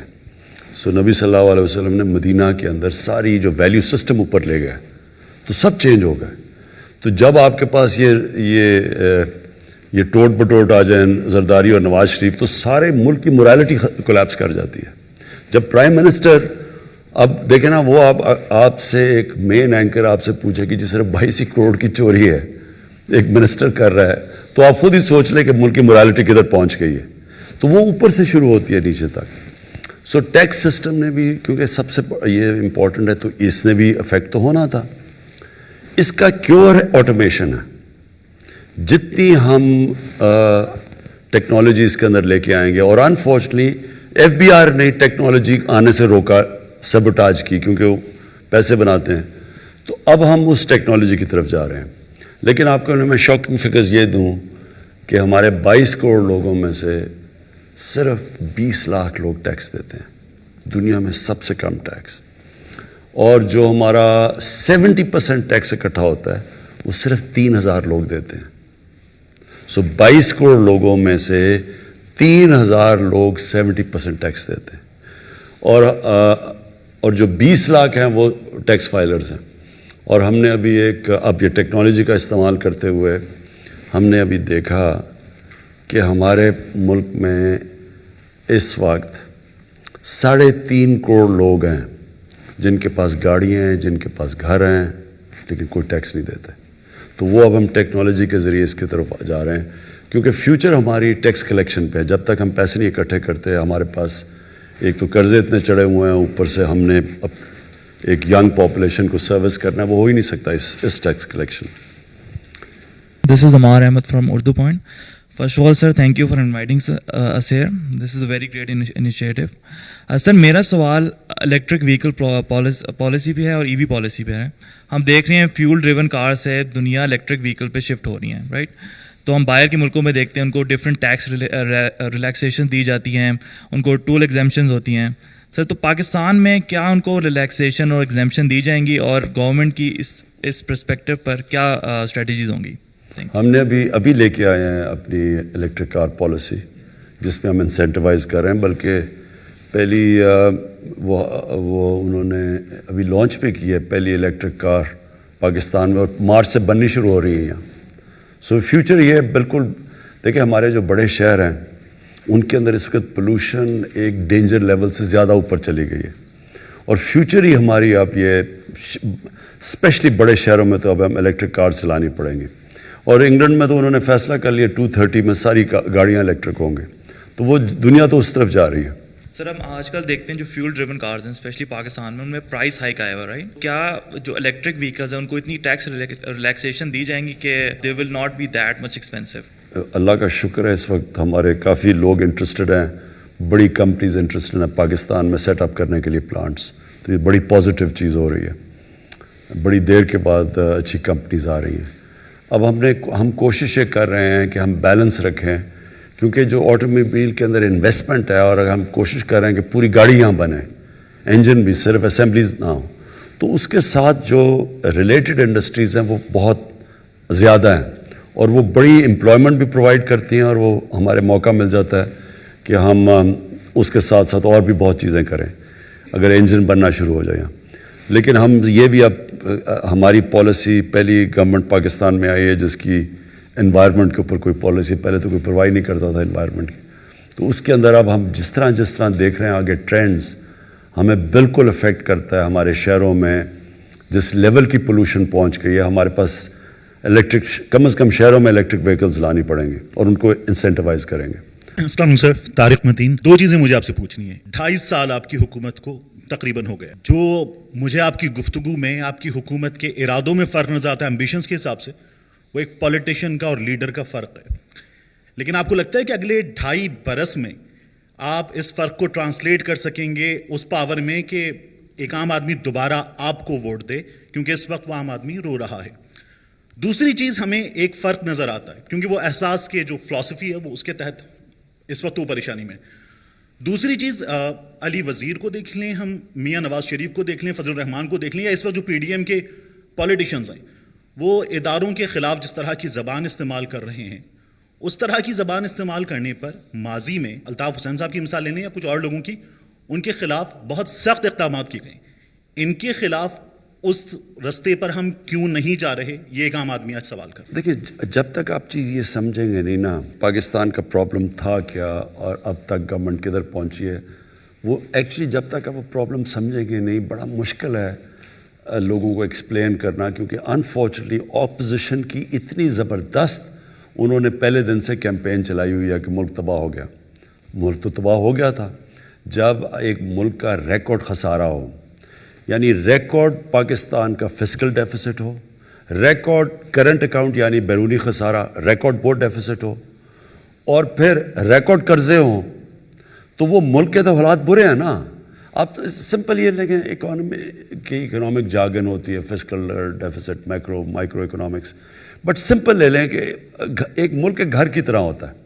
सिंपल ये समझना, आपको लोगों को समझाना कि घर के अंदर अगर आपको कोई घर छोड़ के जाए और उसका सबसे ज़्यादा खसारा छोड़ जाए, और वो सारा वक्त घर पास कभी कोई लोग पैसे मांगने आ रहे हैं, कोई किराएदार आ रहा है, कोई सब्जियों वाला आ रहा है, तो उसके पास उसकी आमदनी कम और ख़र्चा ज़्यादा हो, तो वो क्या करेगा शॉर्ट टर्म में. कोई भी दुनिया के अंदर घर, कोई भी मुल्क बड़े मुश्किल वक्त से निकलेगा. हमारे सिचुएशन में कोई भी दुनिया में मुल्क हो, वो क्या करता, पहले स्क्वीज़ करेगा अपने खर्चे. जब आप खर्चे स्क्वीज़ करेंगे तो अभी आपने आम आदमी की बात की, तकलीफ तो होगी. जब भी एक माशरे में, अब कोविड में तकलीफ हुई, दुनिया में कोविड आया, किसने मार खाई? गरीब लोगों ने मार खाई. हमारे मुल्क में नहीं, सारे अमीर मुल्कों के भी गरीब आदमी ने मार खाई. आज अमेरिका जैसे मुल्क के अंदर लाइनें लगी हुई हैं लोगों की खाना लेने के लिए, तो अमेरिका जैसे मुल्क में गरीब आदमी वहाँ भी कुचला गया. सो जब आप एक माशरे में जब स्क्वीज़ करते हैं खर्चे, सबसे पहले तकलीफ निचले आदमी को होती है. क्योंकि मसलन गरीब जब आप स्क्वीज़ करेंगे, आपकी अपने खर्चे कम करेंगे, डिमांड कम करेंगे, नौकरियां से लोगों को निकालेंगे क्योंकि कंपनीज़ के अंदर डिमांड चली जाएगी, तो जब आप स्क्वीज़ करते हैं अपने खर्चे तो बेसिकली सांप आ जाता है. आज इंग्लैंड के अंदर देखें, आज यूरोप में देखें, کبھی ایئر لائن میں اتنے زیادہ لوگ نکال دیے, کبھی کوئی وہ سپر مارکیٹ بند ہو رہی ہے اس کے اندر اتنے لوگ بے روزگار ہو گئے. تو کیوں ہو رہے ہیں وہ؟ کیونکہ ایک سکویز آ گیا ڈیمانڈ کی. تو جب آپ کے خرچے کم آپ کرتے ہیں تو ڈیمانڈ کو سکویز کرتے ہیں, خرچے کم کرنے کے لیے ڈیمانڈ سکویز ہوتی ہے, اس کے اندر غریب آدمی کو تکلیف ہوتی ہے. اور پھر جب تک آپ کی آمدنی نہیں بڑھتی, خرچوں کو بیلنس نہیں کرتی, تب تک ایک ملک مشکل وقت سے گزرتا ہے. پہلے سال ہمارا ڈیفالٹ سے ملک کو بچانا تھا, ہمارے پاس پیسے نہیں تھے اپنی قرضوں کی قسطیں دینے میں. جب پیپلز پارٹی کے 5 سال تھے تو ایوریج وہ $2.5 بلین وہ پر ایئر دیتے تھے قرضوں کی قسطیں. تو 5 سال میں ان کی ایوریج آتی تھی پر ایئر $2.5 بلین. جب نون لیگ آئی تو انہوں نے کیونکہ قرضے لیے وہ $5 بلین پہ پہنچ گئی. ہم نے ہر سال $10 بلین دینے تھے, ہم نے ابھی تک 2 سالوں میں $20 ارب دے چکے ہیں. ہماری اب, اور اللہ کا شکر ہے, ریکارڈ ایکسپورٹس بڑھی ہیں پاکستان میں. تو جب تک ہماری ایکسپورٹس اور ریمیٹنسز نہیں بڑھتی, اور وہ بڑھ رہی ہیں, تو وہ تب تک ایک ملک میں سکویز آیا ہوا ہوتا ہے. بنگلہ دیش اور ہندوستان کی ایکسپورٹس نیچے گری ہوئی ہیں, ہماری ریکارڈ 18% بڑھ گئی. سو ہم اس سے تیزی سے نکلے ہیں, لیکن لوگ ابھی بھی سفر کر رہے ہیں, کیونکہ جو ساری سروس انڈسٹری ہے دنیا میں سفر کر رہی ہے. ریسٹورنٹس بند ہوئے ہوئے تھے, وہ سفر کر رہے ہیں, شادی ہال بند ہیں, وہ سارے لوگ افیکٹ ہوتے ہیں کووڈ کی وجہ سے. ایک چیز آپ نے یاد رکھنی ہے کہ اپوزیشن نے کیا کہ پہلے بینکرپٹ کر کے چھوڑ گئے ملک, پھر پہلے دن سے کہا کہ ملک فیل ہو گیا اور کہا جی لوگ بڑی مشکل میں ہیں. لیکن ہم انفارچونیٹلی ایکسپلین نہیں کر سکے کہ لوگوں نے تو مشکل سے گزرنا تھا. اب جو اللہ کا کرم ہے اس ملک پہ خاص, اس نے ہماری بڑی مدد کی اس مشکل وقت میں, کہ ہماری آج ایکسپورٹس رائز کر رہی ہیں, ہماری کنسٹرکشن انڈسٹری ٹیک آف کر گئی ہے. جب سیمنٹ سیلز اوپر جانی شروع ہونا, اس کا مطلب آپ کی کنسٹرکشن چل پڑی ہے. ریکارڈ سیمنٹ سیلز ہیں. ہماری گاڑیاں بکنی شروع ہو گئی, جس کی وجہ سے گاڑیوں کے اوپر وہ اب پریمیم آ گیا, کیونکہ ڈیمانڈ زیادہ سپلائی کم ہے. موٹر سائیکل تو 92 کے بعد فل کیپیسٹی پہ ہماری ٹیکسٹائل چل رہی ہے. تو یہ بڑا ایک پازیٹیو سائن. یہ جو پاکستان فوج کے خلاف زبان استعمال کر رہے ہیں, یہ پاکستانی فوج کو یہ کہنے کی کوشش کر رہے ہیں کہ آپ ایک الیکٹڈ گورنمنٹ کو گرا دیں, اور پھر یہ ساتھ کہہ رہے ہیں کہ اگر پاکستانی فوج نہیں گراتی تو فوج کو کہہ رہے ہیں کہ جنرل باجوہ کو گرا دیں. وہ جو نواز شریف بیسکلی یہی کہہ رہا ہے نا, کہ فوج کو کہہ رہا ہے کہ باجوہ کو اور ISI چیف کو گرا دو. یہ کبھی میں نے اپنی زندگی میں, کبھی میں نے پاکستان میں سویلین گورنمنٹ کے دوران کسی کو فوج کو اٹیک کرتے ایسے نہیں دیکھا. یہ کبھی نہیں ہوا. پہلے مارشل لاز کے دوران ہوتا ہے, جب مشرف تھا تو اٹیک کرتے تھے فوج, کیونکہ مشرف آرمی چیف بھی تھا, پریزیڈنٹ بھی تھا. ضیاء کو کرتے تھے, لیکن تب میڈیا کے اوپر کلیم ڈاؤن تھا. لیکن کبھی ایک سویلین, ایک الیکٹڈ گورنمنٹ کے دور میں اٹیک کرنا اٹس انہرڈ آف. اور ان کی کوشش کیا ہے کہ فوج کے اوپر اتنا پریشر ڈالیں, اس کو اتنا مجبور کریں کہ وہ گورنمنٹ کو گرا دے, کیونکہ وہ ڈیسپریٹ ہو. پہلے انہوں نے سمجھا گورنمنٹ گر جائے گی, پہلے وہ 2 مہینے 3 مہینے 4 مہینے, جب گورنمنٹ سروائیو کر گئی ہے تو اب وہ یہ ڈیسپریشن کی اینڈ ہے کہ جب GHQ چلے جائیں گے. یہ اپنے اطمینان رکھ لو کہ ان کی ساروں کی ٹریٹمنٹ ہونے والی ہے. سر میرا نام عدیل وڑائچ ہے, میں اسلام آباد بیسڈ جرنلسٹ ہوں. سر کیا یہ تاثر ٹھیک ہے کہ جو بیوروکریسی ہے یہ آپ کی پالیسیز کو گراس روٹ لیول پر امپلیمنٹ نہیں ہونے دے رہی؟ جو عوام کو ریلیف ہے خاص طور پہ مہنگائی کے حوالے سے, وہ بیوروکریسی کی نااہلی کی وجہ سے آگے منتقل نہیں ہو رہا. تو آپ کا جو ویژن تھا سر بیوروکریسی میں ریفارمز کے حوالے سے, 2.5 سال بعد آج ہم کہاں کھڑے ہیں؟ کیا آپ مطمئن ہیں سر؟ پنجاب کی بیوروکریسی میں ہمیں شروع میں بڑے پرابلمز آئے, کیونکہ ایک 30 سال سے 35 سال سے ایک پارٹی بیسکلی وہاں پریویل کر رہی تھی. ایون اگر مشرف کا دور بھی تھا تو ایکچولی تھی تو PMLA نہیں نا, وہی لوگ تو وہی تھے سارے جو کہ پریویل کر رہے تھے. تو اس سے یہ ہوا کہ نیچے تک پولیس اور بیوروکریسی پولیٹیسائز تھی. ہم جب KP کے اندر جب ہماری گورنمنٹ آئی تو حالانکہ ANP صرف 5 سال سے پاور میں تھی, لیکن اس کے باوجود 2 سال لگے بیوروکریسی کو رسپونڈ کرنے میں ہمارے ساتھ, کیونکہ شروع میں ہمیں بھی پرابلمز آئے ان کے ساتھ, کیونکہ ان کی پینیٹریشن ایفیلیشن ہو جاتی ہے نا بیوروکریٹس کی, اوپر پروموشنز آ جاتی ہیں پولیٹیکل بیسس پہ, وہ پھر ان کی لائلٹیز چینج ہو جاتی ہے. لیکن یہ ٹھیک ہو جائے گا. یہ تھوڑا ہمیں پرابلمز ہیں اور آئی ہمیں. جب بیوروکریسی سے اب انٹریکشن ہوتا ہے تو آپ کو پتہ چلتا ہے کہ کس کی کیا کوالٹی ہے. تو اس لیے فریکوینٹ چینجز بھی ہوتے ہیں, مجھے کہتے ہیں جی اس کو چینج کر دیا, اس کو چینج تو جب تک ہمیں آپٹیمم پرفارمنس نہیں ملے گی چینجز تو ہوتے رہیں گے، لیکن مجھے زیادہ کانفیڈنس ہے جو اب خاص طور پہ پنجاب کی بیوروکریسی ٹھیک چل رہی ہے، اور ریفارمز بہت لے کے آ رہے ہیں، لے کے بھی آئے ہیں، چھوٹی چھوٹی ریفارمز آتی رہتی ہیں کہ کیسے ہم اس کو جو بیوروکریٹک سٹرکچر ہے اس کے اب انکریزنگلی اسپیشلائزیشن کے اوپر ان کو جانا چاہیے. دنیا میں بیوروکریسی اسپیشلائز کر رہی ہے، ہمارے ابھی جرنلسٹ ہیں، اب مثلا آئی ٹی کا سبجیکٹ ہے، اس کے لیے عام بیوروکریٹ نہیں اس کو سنبھال سکتا، اس کے لیے اسپیشلسٹ چاہیے. اسی طرح اور بھی ایریاز ہیں، ایگریکلچر ہے، اس میں بھی ہمارے پاس جو ٹیکنالوجی اتنی آ گئی ہے ایگریکلچر میں، ہمارے پاس وہ کوالٹی نہیں ہے لوگوں کی، تو وہ ہم جا رہے ہیں اس طرف ریفارمز پہ. جی مخدوم شہاب الدین، صحافی ہوں ایک، اور آج کل اراسمس منڈس جرنلزم اسکالر ہوں، تو اس حوالے سے یورپ میں مقیم ہوں. خان صاحب، سوال آپ سے یہ ہے کہ 50% اگر ہم کہیں کہ 50% ٹینیور آلموسٹ پاکستان تحریک انصاف کی گورنمنٹ جو ہے وہ مکمل کر چکی ہے، اس سب کے اندر جو تبدیلی ہے وہ گراس روٹ لیول تک عام عوام کو نارملی نظر نہیں آ رہی. کیا ہم دیکھیں گے کہ 2.5 سال میں یہ ٹرانسفر ہوتی ہے، یا پھر 5 سال کے بعد یہ کہا جائے کہ تبدیلی جو ہے اس کے لیے مزید وقت درکار ہے؟ اور ساتھ ہی ساتھ ایک اور سوال ہے کہ 2021 ہے، ہر شخص کی کوئی نہ کوئی نیو ایئر ریزولوشن ہوتی ہے، تو بطور پرائم منسٹر آف پاکستان آپ کی نیو ایئر ریزولوشنز کیا ہیں 4-5 جو آپ سمجھتے ہیں کہ 2021 میں آپ امپلیمنٹ کرنا چاہیں؟ 2021 میں تو 2 ریزولوشنز ہیں، وہ میں نے کہا بھی تھا. ایک، کوئی بھوکا نہ سوئے بائی دی اینڈ آف 21، اس کے لیے پوری جو تیاری کر رہے ہیں، اور ایک بڑا زبردست پروگرام اس کے لیے بنا رہے ہیں کبھی، اور انشاءاللہ یہ میرے خیال میں دنیا میں ہمیں لوگ فالو کریں گے اس پروگرام کے اوپر. اور وہ یہ پناہ گاہ اس کا حصہ ہے، کبھی کوئی کانسیپٹ نہیں ہے پناہ گاہ کا، یہ بھی ہماری انشاءاللہ انٹرنیشنل لیول پہ ایکنالج کی جائیں گی.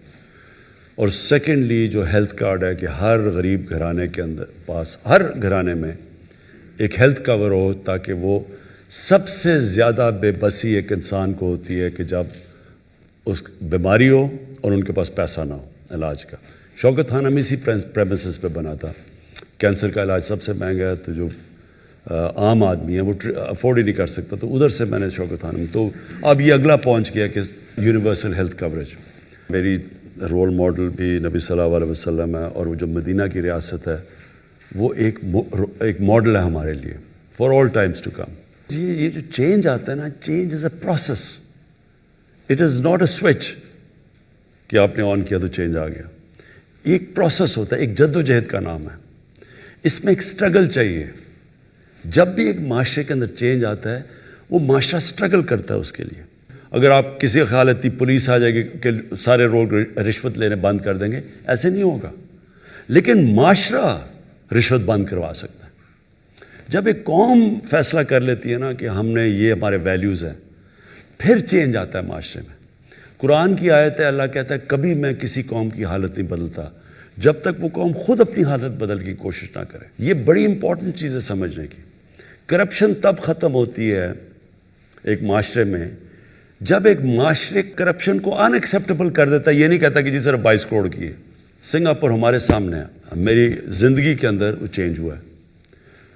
ہوا کیا کہ mid 60s کے اندر لی کوان یو آ گیا، آؤٹ اسٹینڈنگ ان کا پرائم منسٹر، ایماندار تھا خود. تو اس نے آہستہ آہستہ وہاں اپنی سٹینڈرڈ سیٹ کی، کرپٹ پریکٹسز ایکٹ لے کے آیا. انہوں نے ایک سٹنگ منسٹر کو کرپشن میں پکڑا تو لوگ ڈر گئے. پھر ایک فضا بنا دی سنگاپور میں کہ اس کے 15 سال کے رول کے بعد جب ایک منسٹر پکڑا گیا کرپشن میں تو اس نے خودکشی کی، کیونکہ اس کو پتا تھا سنگاپور میں اب میری زندگی ختم ہو گئی ہے. سو جب معاشرہ ایک کرپشن کو ان ایکسیپٹیبل کر دیتا ہے تب ختم ہوتی ہے. لا انفورسمنٹ اکیلی سے نہیں ختم ہوتی. معاشرہ جب ریئلائز کرتا ہے کہ جب ایک معاشرے میں کرپشن آتی ہے تو یہ سارے معاشرے کو تباہ کر دیتی ہے. ایک کینسر ہے جو پریزیڈنٹ شی جن پنگ ہے، اس کی جو سب سے بڑی چیز ہے، یہ بڑا پاپولر آدمی ہے، اس کی جو سب سے بڑی پاپولیرٹی کی وجہ ہے کہ 7 سالوں کے اندر 450 وزیروں کو اس نے جیلوں میں ڈالا ہے کرپشن پہ. سو یہ اگر ایسے نہیں اوپر جا رہی چائنا، انہوں نے کلیمپ ڈاؤن کیا ہے. پاکستان کے اندر جو پروسیس ہے چینج کا شروع ہو گیا ہے. لوگ ریئلائز نہیں کرے چینج تو شروع ہو گیا. چینج تو شروع ہوا ہے جب کہ سارے بڑے بڑے ملک کے ڈاکو جیلوں سے اندر باہر جا رہے ہیں. یہ پہلے تو کوئی نہیں جا رہا تھا. پہلے تو کوئی کانسیپٹ، کیا پہلے یہ چوری نہیں کر رہے تھے؟ جب 4 گنا قرضہ بڑھا تھا تو کوئی ان کو پوچھ نہیں رہا تھا. آج ان ساروں کے چکر لگ رہے ہیں, نیب کے باہر کوئی اندر جا رہا ہے, کوئی باہر آ رہا ہے. اور اس کے علاوہ ایک سٹنگ گورنمنٹ کے 2 وزیروں کو نیب نے پکڑ لیا, حالانکہ ان کی کرپشن ہمارے دور کی نہیں. وہ کہہ رہے جی 12-13 سال یا 15 سال پہلے انہوں نے کچھ کیا تھا, ہمارے دور کی نہیں, پھر پکڑ کے اندر رہا.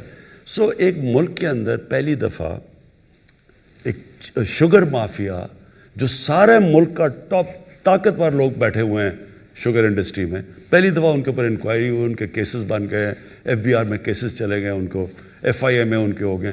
کوئی سوچ بھی نہیں سکتا تھا. تو چینج تو شروع ہو گیا ہے. بہت شکریہ سر صدیق جان. سر ایک تو آپ نے اس نے کم وقت میں سب سے زیادہ کابینہ کے اجلاس کیے, سب سے زیادہ as a prime minister T V interviews دیے, ڈیجیٹل میڈیا کے ساتھ ہی آپ کا 5واں انٹریکشن ہے. اور اگر ہم آپ کے وہ انیشیٹو جو صرف آپ نے اناؤنس نہیں کیے بلکہ جو شروع ہو چکے ہیں, کوئی بھی اس کو دیکھنا چاہے تو دیکھ سکتا ہے. یہ بہت سارے ہیں. ٹیکسٹائل میں, کنسٹرکشن میں انقلاب آیا. لوگ کہہ رہے ہیں کہ 70 سال میں کنسٹرکشن کے حوالے سے وہ اقدامات نہیں ہوئے جو آپ نے کیے. ماحولیاتی دہشت گردی کے خلاف امین اسلم, اور 60 سال کے بعد 2 بڑی ڈیمز بن رہی ہیں. جی سر, 60 سال پہلے 2 بنی تھی, اب بن رہی ہیں. جی سر. سر وہ اصل میں نے یہاں تو کیونکہ وزیر اعظم بھی ایسے ہیں جو پرچی پہ لکھ کے لاتے تھے, تو میں نے کہا میں بھی لکھ لوں. میں نے وہ ساری چیزیں لکھی ہوئی ہیں جو آپ کے انیشیٹو ہیں. آپ اس وزیر اعظم سے بہت زیادہ ذہین ہیں. سر بہت شکریہ. سر آپ یہ 10 ارب درخت, شہد, زیتون, سٹیزن پورٹل, ہیلتھ کارڈ ابھی DG خان ڈویژن اور سہیوال ڈویژن میں اظہر مشوانی نے ٹویٹ کیا ہوا تھا کہ اسی ماہ سب کو مل جائیں گے. بہت سارے انیشیٹو ہیں. احساس پروگرام کے 64 پروگرام, کامیاب جوان پروگرام, بہت ساری چیزیں ایسی ہیں جو ابھی تک ہوئی نہیں ہیں یا ہوئی ہیں تو لوگوں کو پتہ نہیں ہے یا شروع ہونے والی ہیں. میرا سوال سر یہ ہے کہ اس 2.5 سال میں ایک پرسیپشن جو بن گئی 7 سے 11 بجے تک ٹاک شوز دیکھنے کے بعد, وہ یہ بن گئی ہے کہ یہ ایک ناکام ترین حکومت ہے, کچھ بھی نہیں ہو رہا. اور اس میں آپ کے جو منسٹرز ہیں, دیکھیں وزیر اطلاعات ہے شبلی فراز صاحب, PDM ایک بات کرتی ہے تو صرف شبلی فراز صاحب کا بنتا ہے کہ یہ اس کو ریئیکٹ کریں, اس کا جواب دیں. آپ کے 11 لوگ جو ہیں وہ اپنے ان کے میڈیا سیل ہیں, وہ ٹویٹ کرتے ہیں, پھر چینلز کو کہتے ہیں خبریں چلائیں. آپ کا ایک منسٹر جب اپنی کارکردگی پہ آ کے بات کرنے لگتا ہے 15 منٹ وہ اپنی وزارت کو بتاتا ہے, پہلا سوال ہوتا ہے PDM کے اوپر, وہ جب PDM کا جواب دیتا ہے خبر PDM والی چلتی ہے, اس کی وزارت کے اوپر نہیں چلتی. PDM, فوج, اسٹیبلشمنٹ, آپ سوشل میڈیا پہ 5 کروڑ لوگ استعمال کرتے ہیں, لیکن 15 کروڑ لوگ آج بھی ٹی وی کو سن کے اور پرسیپشن لیتے ہیں. تو یہ سر, یہ جو پرسیپشن ہے اس کو آپ کیسے چینج کریں گے؟ لوگوں کو بتائیں گے کہ بھئی یہ 12, 14, 15 چیزیں پاکستان کی تاریخ میں پہلی مرتبہ ہو رہی ہیں. تو یہ کیا آپ کا پلان ہے, اور کس طرح سے آپ اپنے منسٹرز کو یہ کہیں گے کہ وہ اپنی وزارتی صرف کارکردگی پہ بات کریں, سیاست پہ سب بات نہ کریں, وہ شبلی فراز صاحب ہیں وہ بات کریں؟ پہلے تو یہ سمجھے پاکستان میں ہوا کیا ہے. پاکستان میں 35 سال سے 2 پارٹیز, اور مشرف کے دور میں بھی یہی تھے, کیونکہ فضل الرحمان ادھر بھی تھا, مشرف کے دور بھی تھا. یہی زیادہ تر جو PMLN ہے یہ مشرف کے دور میں بھی کیوں بن گئی تھی, اور ان میں سے پھر واپس ادھر چلے گئے. تو وہی لوگ بیٹھے ہوئے ہیں. یہ یاد رکھیں کہ ایک سٹیٹس کو کی بہت پاور ہوتی ہے, کنیکشنز بنے ہوتے ہیں, میڈیا میں ہوتے ہیں, ان کی نیچے تک بیوروکریسی میں, پولیس میں. تو جو سٹیٹس کو ڈسلوج کرنا ہے دنیا میں, صرف اگر صحیح طرح ڈسلوج ہوتا ہے تو وہ خونی انقلاب ہوتا ہے. جب امیدز کو عباسی انہیں ختم کیا تو انہوں نے صرف ایک آدمی بچنے دیا امید کا, صرف ایک رائل فیملی سے بچا تھا, باقی سب قتل کر دیے. اور اسی طرح ہی جب عباسی ختم ہوئے تو اوپر سے لے کے نیچے سارے ختم کر دیے. تو انقلاب ایسے آتا ہے. جب رشین ریولوشن ہوئی تو انہوں نے زار کی ساری فیملی ختم کر دی. وہ جب آپ نیا, انقلاب کا مطلب ہوتا ہے سٹیٹس کو چینج کرنا, اس کو ریپلیس کرتا ہے کوئی. یہاں تو عموماً اب جب خمینی کا انقلاب آیا ساری رائل فیملی ختم ایران سے. ہم نے ایک خونی انقلاب تو آیا نہیں, ہم نے تو بیلٹ کے ذریعے چینج لے کے آئے. اب چینج تو آ گئی, ہماری گورنمنٹ آ گئی, لیکن سارے کنیکشنز ان کے پرانوں کے بھی 30 سال کے بنے ہوئے ہیں. میڈیا میں بھی ہیں, اور میڈیا میں انفارچونیٹلی کیونکہ یہ 2 پاور میں رہے تھے, انہوں نے میڈیا کے زیادہ تر لوگوں کو کنونس کر دیا ہے کہ کرپشن کوئی بڑی چیز ہی نہیں ہے, ساری دنیا میں ہوتی ہے. حمزہ شریف کئی بچوں کو تقریر کر رہا تھا, کہتا بچوں کرپشن ہوتی ہے, ساری دنیا میں ہوتی ہے. یعنی ایکسیپٹیبل کر دیتے ہیں کرائم کو, اس لیے وہ ہمارا میڈیا بھی اس کو برا نہیں سمجھتا. یہ جب ایک پوری طرح سٹیٹس کو, جب آپ اوپر سے تو ان کو ڈسلوج کر دیا, وہ تو بھاگ گیا باہر, لیکن اندر تک ان کے لوگ بیٹھے ہوتے ہیں, کنیکشنز ہیں. اب میں آپ کو مثال دیتا ہوں. مہاتر محمد, اگر کوئی بھی مسلمان دنیا کا سٹیٹسمن میں کہوں گا نا, وہ مہاتر محمد تھا. ملیشیا کو چینج کر دیا اس نے. $500 یا $600 پر کیپٹا تھی, جب وہ آیا $9,000 پر چھوڑ کے گیا. مہاتر محمد گیا وہاں، ایک نواز شریف آ گیا نجیب کے نام پہ، اس نے جا کے کرپشن شروع کر دی، پیسے بنانے، منی لانڈرنگ. اینڈ میں وہی ملیشیا جو اوپر چھوڑ کے گیا تھا وہ مقروض ہو گیا، قرضوں میں گر گیا. اور مہاتر محمد کو سارے وہاں ون پارٹی سسٹم تھا، وہی ایک ہی پارٹی بیٹھی ہوئی تھی. ایک دوسری پارٹی بنائی اور انہوں نے مہاتر کو ہیڈ کروایا اور انہوں نے اس کو شکست دے دی. جو مہاتر، جس پارٹی کا مہاتر خود تھا اور چھوڑ کے گیا تھا، اس سے دوسری پارٹی ایک مہاتر نے بنائی اور اپنی پارٹی جس کا وہ کرپٹ آدمی تھا اس کو شکست دے دی. 2.5 سال میں انہوں نے واپس اس کو گرا دیا. مہاتر جیسے آدمی کو سٹیٹس کو نے اس کو شکست دے دی، وہ نہیں چل سکا وہاں. یعنی اس سٹیچر کا آدمی بھی، کیونکہ وہ سارے اسی پرانی پارٹی کے نیچے تک سارے کنیکشنز بنے ہوئے تھے، یہ نئے لوگ وہ نہیں کوپ کر سکے، واپس آ گئے وہی. اور ساری جو عرب سپرنگ ہوئی تھی، جو ساری عربوں کے اندر 10 سال پہلے ایک ایک ملک کے اندر لوگ نکلے تھے باہر سوشل میڈیا کی وجہ سے، وہ ساری ریورس ہو گئی. ساری جگہ وہ لوگ واپس آ گئے. وہ مصر میں ہوئی، وہ پھر وہی سیٹ اپ واپس آ گیا. سو یہ یاد رکھیں، یہ آسان نہیں ہوتا. جب آپ ایک سٹیٹس کو کا مقابلہ کرتے ہیں تو وہ لوگ پہلے دن سے گرانے پہ لگے ہوئے ہیں، پہلے دن سے کہہ رہے ہیں کہ یہ گورنمنٹ آج گئی تو کل گئی، اب گرائیں گے، اب آ گیا، وہ پہلے دھرنا تھا وہ فیل ہوا، پھر یہ.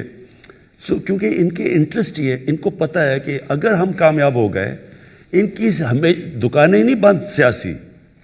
جس طرح کے پی کے اندر ہم جب 5 سال کے بعد کامیاب ہوئے، ساری پرانی پالیٹکس اڑ گئی. تو یہ اب وہی ڈرے ہوئے ہیں کہ ہم 5 سال لاسٹ کر گئے، یہ ہمیشہ کے لیے گئے. اس لیے یہ پورا زور لگا رہے ہیں اس کو گرانے کے لیے. اس لیے یہ پورا میڈیا کے اوپر آنسلاٹ آتا ہے ہر روز. ایک چیز ہو جاتی ہے وہ سارا میڈیا شور مچا دیتا ہے. او عمران خان نے کہہ دیا کہ جی ہماری تیاری نہیں تھی، ہم یہ نہیں تھے وہ نہیں. حالانکہ کام میں نے کچھ اور تھا، تیاری نہیں تھی. سارا میڈیا اسی کا، یہ پلان کر کے ہو رہا ہے سب کچھ. پاورفل سٹیٹس کو ہے، لیکن انشاءاللہ یہ ہار جائیں گے.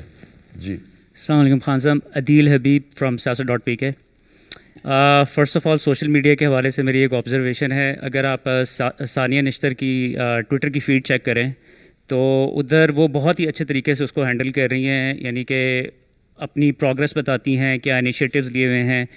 لیکن اگر آپ دوسرے منسٹرز کے ٹویٹر کے اوپر جائیں تو وہاں پہ زیادہ تر پولیٹیکل پوائنٹ اسکورنگ ہو رہی ہوتی ہے. تو انہیں بھی اس طریقے سے اس کو لے کے چلنا چاہیے تاکہ ہمارے پاس انسٹنٹلی انفارمیشن پہنچے. اس کا یہ ہے کہ ثانیہ ایک پی ایچ ڈی ہے، ایک اس کی پڑھی لکھی عورت ہے، اور اپنے سبجیکٹ کو صرف پاکستان نہیں، ایک انٹرنیشنلی اس کا بڑا، اس میں بہت بڑا تجربہ ہے اس کا سوشل ورک کے اندر. ٹیکنوکریٹ کر سکتے ہیں چیزیں. انفارچونیٹلی جو پولیٹیکل لوگ ہیں وہ زیادہ تر پولیٹیکل ڈسکورس میں پڑے رہتے ہیں. آپ بات ٹھیک کہہ رہے ہیں ویسے، لیکن ان کو یہ کرنا چاہیے کیونکہ ان کو کوئی اپنی منسٹری سے کسی کو رکھ لینا چاہیے جو فیڈ کرے اس کو. جی السلام علیکم سر، دس از می دعا مرزا فرام ڈیلی پاکستان. میرے 2 سوال ہیں. احساس پروگرام آپ کی گورنمنٹ نے شروع کیا تھا اور اس کے تحت نوجوانوں کو بلا سود قرضے ملنے تھے اور ایک نوجوان فائنینشلی امپاورڈ ہونا تھا. لیکن اس کا ایک بڑا چنک جو ہے، ہم نے دیکھا کووڈ آیا تو آپ نے 12,000 روپے فیملیز کو دینا شروع کیے. ایک بڑا چنک 203 بلین کے قریب وہ اس میں صرف ہو گیا. تو مزید احساس پروگرام کو کیسے لے کے چلیں گے؟ کورونا کی وجہ سے ایمرجنسی ہمیں کیش ڈسٹریبیوٹ کرنا پڑا، اور وہ obvious تھا کیونکہ لوگ بیچارے جو دہاڑی دار وغیرہ سارا، یہاں تو بہت بھوک تھی، اور وہ بہت زبردست پروگرام تھا. قرضوں کا بھی ہے اور پھر ان کائنڈ بھی وہ دیہاتوں کے اندر وہ جو غریب عورتوں کو مرغیاں، گائے، بھینسیں، بکریاں دے رہی ہیں. جی دوسرا، پولیس ریفارمز پہ آپ اکثر بات کرتے ہیں، لیکن ہم نے دیکھا کہ پولیس گردی کے واقعات دن بدن بڑھتے ہی جا رہے ہیں. حال ہی میں اسامہ ستی کیس ہوا، کل لاہور میں 2 واقعات پیش آئے.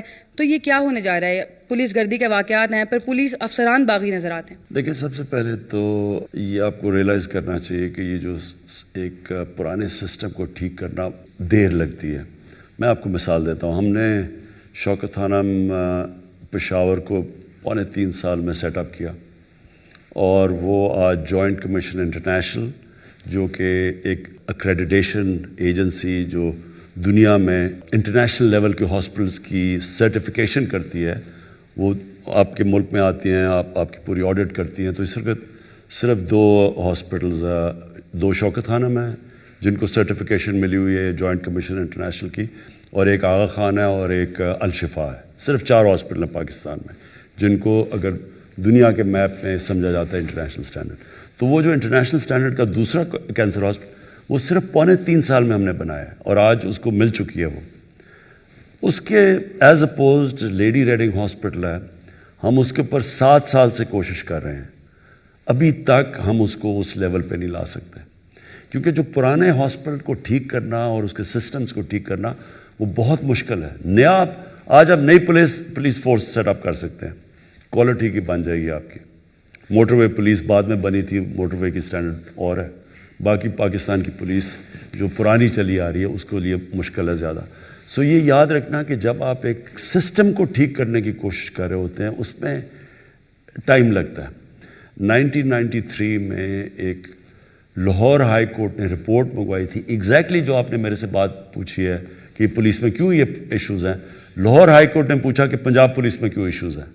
تو اس وقت کے جو آئی جی تھے عباس خان, انہوں نے 92 یا 93 میں ایک رپورٹ دی لاہور ہائی کورٹ میں. اس میں انہوں نے کہا کہ 25,000 یہ شریف تھے تب دونوں, یہ ٹوٹ بٹوٹ جو دونوں تھے, 25,000 انہوں نے پولیس والے بھرتی کیے پنجاب پولیس میں, 25,000 آؤٹ آف میرٹ. ان میں سے زیادہ تر پیسے دے کے وہ پولیس والے بنے, اور پھر اس کی جو ڈیمنگ چیز تھی کہ ان میں نون ہارڈنڈ کرمنلز کو انہوں نے پولیس میں بھرتی کر لیا. یہ 92-93 کی بات ہے. سو جب یہ ہوا ہے پولیس کے اندر تو یہ نہ ایکسپیکٹ کریں کہ ایک دم ٹھیک ہوگا. نیا ہمارا ایک سی سی پی او ہے, لیٹس سی واٹ ہیپنس. جی پرائم منسٹر, میرا نام عیسیٰ نقوی ہے, اسلام آباد بیسڈ جرنلسٹ ہوں. آپ نے آغاز میں بات کی کہ ممالک نے چوائسز ان کو آپٹ کرنا ہوتا ہے, فیصلے لینے ہوتے ہیں. گزشتہ 2.5 سال میں آپ کی حکومت نے بہت سارے فیصلے لیے, چوائسز ریجنل افیئرس کے حوالے سے. 2 چیزیں میں آپ سے پوچھنا چاہتا ہوں. ایک تو بھارت کے ساتھ کیا موجودہ جو state of relationship, I will not go into the details, سب کو معلوم ہے, موجودہ حالات میں از دیئر اینی چانس کہ انڈیا کے ساتھ بات ہو سکتی ہے؟ اگر نہیں ہو سکتی تو وہ کون سی پری کنڈیشنز ہیں جس میں ہو سکتی ہے؟ ایک تو یہ بتا دیں. دوسرا, بھارت از اے نون ایڈورسری, اور ہسٹوریکلی جو گلف کنگڈمز ہیں, ایمریٹس ہیں, وہ ہمارے دوست ممالک رہے ہیں. اب ان کے کچھ ریسنٹ اوورچرز ہیں, نیول ایکسرسائزز ہیں, جوائنٹ ملٹری ایکسرسائز ہیں, جوائنٹ ڈیفینس پروڈکشن ہے, ان کے تعلقات. ڈو یو تھنک کہ جو انڈین ریچ آؤٹ یا جو ان کا ریلیشن شپ بلڈ ہو رہا ہے اس نے ہمارا ریلیشن شپ کمپرومائز کر دیا ہے, خاص طور پر سعودی عرب اور ان ممالک کے ساتھ؟ دیکھیں, جو آپ کی انٹرنیشنل ریلیشن شپ ہوتی ہے نا, وہ ایک ڈائنامک پروسیس ہے, وہ ایک اسٹیٹک نہیں ہوتا, وہ کانسٹنٹلی چینج ہو رہا ہوتا ہے, اور اس میں بڑی اور بھی ویریبلز آ جاتے. جو ہندوستان ہے اس سے تو کلیئرلی جب تک وہ کشمیر میں جو انہوں نے کیا ہے, آرٹیکل 370 کو ریووک کیا, جب تک اس کو ریسٹور نہیں کرتے بات چیت نہیں ہو سکتی. جو انڈیا میں ایکچولی گورنمنٹ ہے وہ ٹائم بتائے گا. میرے خیال میں سب سے زیادہ اگر ہندوستان کو نقصان پہنچے گا وہ یہ مودی حکومت پہنچائے گی, مور دین کسی کوئی دشمن اتنا نقصان نہیں پہنچا سکتا. لیکن جو ہماری باقی ریلیشن, میرے خیال میں ہماری اس وقت بڑی دیر کے بعد بڑی اچھی ریلیشن شپس ہیں. یعنی امریکہ کے ساتھ ہماری کوئی اب وہ ریلیشن شپ نہیں ہے جو ہمیشہ آرڈر ہوتا تھا جی اب یہ کرو تو وہ کرو, ڈو مور کرو لو. ہماری ایک بہت رسپیکٹیبل ریلیشن شپ ہے ان سے بڑی مشکلوں کے بعد. اور ہماری افغانستان کے ساتھ بڑی اچھی ریلیشن شپ ہے. جو گورنمنٹ ہے سارا وقت افغانستان, پہلے تو ہمیں بلیم کرتی تھی, آج ہماری ان سے بڑی اچھی انڈرسٹینڈنگ ہو گئی. اور طالبان سے بھی ہم بات, یعنی ہم نے یہ ٹاکس کروائی ہیں. ایران سے ہماری بڑی اچھی ریلیشن شپ ہے اس وقت. لیکن سعودی عربیہ سے بھی ہماری کسی سے ایڈورسل ریلیشن شپ نہیں ہے. سب سے ہے کہ تھوڑی کوئی ٹیمپریچر اوپر چلا جائے گا نیچے آ جائے گا, وہ ہوتا رہتا ہے انٹرنیشنل ریلیشن. لیکن کوئی دشمنی کسی سے نہیں ہے ہماری, سوائے اس وقت ہندوستان سے, جو کہ پوری کوشش کر رہا ہے پاکستان کو ڈی اسٹیبلائز کرنے. کوئی question, I T I project start ہو رہا ہے استنبول, تہران, اسلام آباد ٹرین لائن.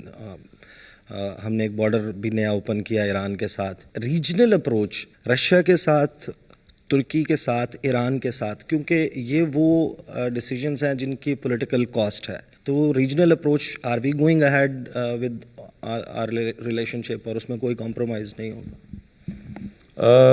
ہماری ٹرکی سے تو خیر بہت اچھی ریلیشن شپ ہے, اور ایران سے پہلے ہماری اوبیسلی ہماری جو लॉप साइड रिलेशनशिप थी, इसलिए ईरान से बड़ी एक शुरू में इतनी ऐसी रिलेशनशिप नहीं थी जो आज है। आज हमारी बड़ी अच्छी अंडरस्टैंडिंग है। प्रॉब्लम ये है कि ईरान के ऊपर सैंक्शंस लगी हुई हैं।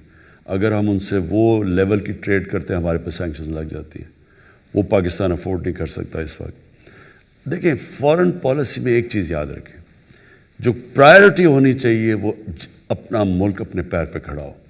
जब तक आप अपने पैर पे खड़े नहीं होते, आपकी फॉरेन पॉलिसी कभी भी उस तरह की इंडिपेंडेंट और पावरफुल नहीं हो सकती जो एक आज़ाद मुल्क की होती है, जो फाइनेंशियली अपने पैर पे खड़ा हो। सो ये की है हमारी इस वक्त, जो अल्लाह का शुक्र है, हमारा जो मुल्क सही तरफ जा रहा है। एक्सपोर्ट ओरिएंटेड ग्रोथ रेट जब तक पाकिस्तान में नहीं होती, जो कभी भी नहीं हुआ। हम जब आए थे, इंपोर्ट्स 60 बिलियन की थी और एक्सपोर्ट्स गिर के 20 बिलियन पे पहुंच गई थी। Biggest ever trade gap.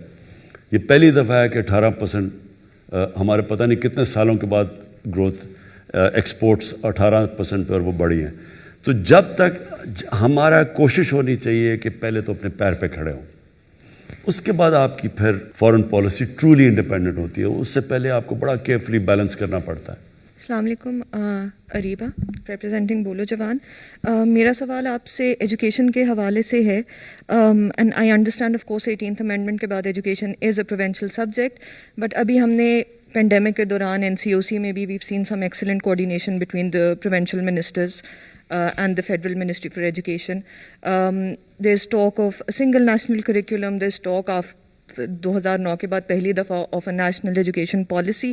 So I guess given all of this, pandemic के aftermath में जो education financing पे एक डिक्लाइनिंग ट्रेंड आया है, हमने पिछली इमरजेंसीज़ में भी देखा है, फ्लड्स के बाद भी देखा है, अर्थक्वेक के बाद भी देखा है कि 5 से 7 साल एजुकेशन और एजुकेशन के अंदर डेवलपमेंट बजट में कंसिस्टेंट कट्स लगते हैं।